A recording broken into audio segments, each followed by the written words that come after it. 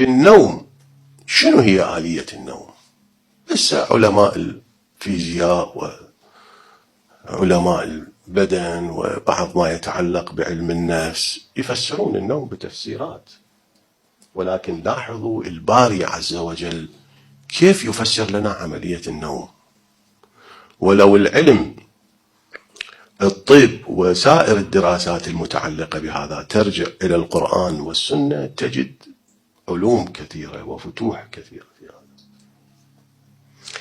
يقول عز وجل النوم عبارة عن قبض للروح. الله عز وجل عند النوم يقبض روح الإنسان، يقبضها عنده. بعض الأرواح التي قدر لها الموت يمسكها، والتي لم يقدر لها الموت يرسلها مرة أخرى عند البدن إلى البدن فيستيقظ الإنسان. النوم إذن أخو الموت هو، سوى أن في الموت إمساك للروح، في النوم إرسال للروح.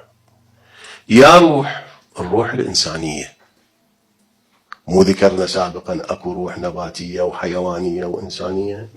النوم لا يتعلق بالنفس النباتية ولا بالنفس الحيوانية، وإنما بالنفس الإنسانية.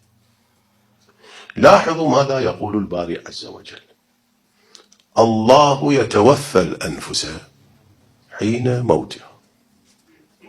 يتوفى من الوفاء. الوفاء يعني استرداد الشيء من قبل صاحبه.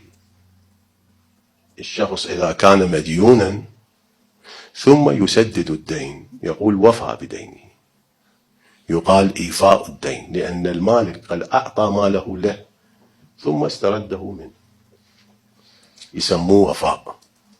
الله عز وجل بنفخ الأرواح في الأبدان جعل أرواح البشر أمانة في أبدانهم. دققوا في هذا الكلام، لأن هذا حلال للكثير من المشاكل. الله عز وجل بنفخ الأرواح في الأبدان جعلها ودايع، هذه الأرواح في أبدانها وديعة. لذلك ما يقدر يقول الإنسان أنا حر مطلق أتمكن أن أتصرف بروحي كما شئت. هذا مفهوم خاطئ بعيد عن فلسفة الوجود. ما يتمكن الإنسان يقول أنا حر أفعل بنفسي كل ما أريد، أبدل نفسي من ذكر إلى أنثى، من أنثى إلى ذكر، أخرج متبرجا، أفعل المنكرات، هذه حريتي، هذا شأني. هذا شيطان يوهم لك هذا المفهوم. روحك ليست لك، هي أمانة عندك، أمانة في بدنك. بدنك هم ليس لك، لا بدنك لك ولا روحك لك، لا تملك شيء أنت. بنفخ الأرواح في الأبدان الله عز وجل يجعلها أمانة في هذه الأبدان بهذا النفخ. زين. ثم إذا الله عز وجل قدر للإنسان أن يموت يسترجع، يقبض هذه الروح ويسترجعها له. لذلك يسموها وفاة. يقال توفي فلان، يعني استرد منه ما كان أمانة عنده. وأما إذا قدر له البقاء يرسل روحه مرة أخرى إلى بدنه. هو هم ما يدري، على ساعة يشوف نفسه انتبه، قام يسمع وقام يشوف وقام يتكلم. الموت والنوم أخوان، واحد مؤقت والثاني دائم. شقد بيها عبرة وعظة هاي القضية. الإنسان باليوم كم مرة يموت وكم مرة يحيا؟ كم مرة؟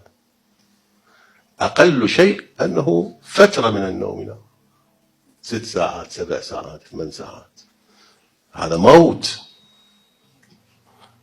بعض الناس اللي هم بين فترة وفترة هم ياخذ له فرد شوطة، هذا كم مرة يموت في اليوم وكم مرة يحيا. يحيي ويميت، ويميت، حتى تعرفون ليش تكررت هذه العبارة. يحيي ويميت، ما اكتفى بهذا، قال ويميت ويحيي، لأن موت ونوم شيء واحد، واحد مؤقت والثاني دائم. زين. فالباري عز وجل يقول الله يتوفى الأنفس حين موتها والتي لم تمت في منامها، يتوفاها في منامها، فيمسك التي قضى عليها الموت ويرسل الأخرى إلى أجل مسمى.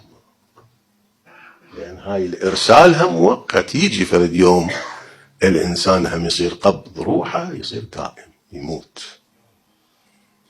زين، هذا الخطاب لمن؟ الله عز وجل يقول إن في ذلك لآيات لقوم يتفكرون.